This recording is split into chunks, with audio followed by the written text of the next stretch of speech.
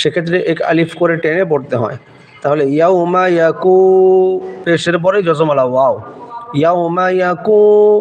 এই যে এখানে দেখেন নুন নুন পেশ নুন, এখানে গ্রামারটা হলো যে হরকতের পরে নুনে অথবা মিমে যদি তাসদিদ হয়, হরকতের পরে নুনে অথবা মিমে যদি তাসদিদ হয় তাহলে এক আলিফ গুন্না করে পড়তে হয়।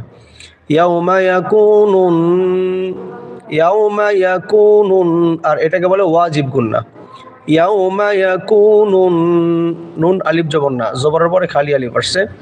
ইয়াউমা ইয়াকুনুন না, সিন পেশ সো, ইয়াউমা ইয়াকুনুন নাসু কাল ফারাশিল, কাফ গিয়ে এই লাম ধরবে, কাফ লাম জবর কাল, ফা জবর ফা, র আলিফ জবর র, কাল ফারা, শিন গিয়ে এই লাম ধরবে, শিন লাম যে শিল, কাল ফারাশিল, শিন গিয়ে এই লাম ধরবে, শিন লাম যে শিল, কাল ফারাশিল মাবসুস, মিম বা জবর মাব, সা ওয়াও পেশ সু, মাবসু সাজের সি, মাবসুসি আছে, ওয়াকফের কারণে কি হবে মাবসুস।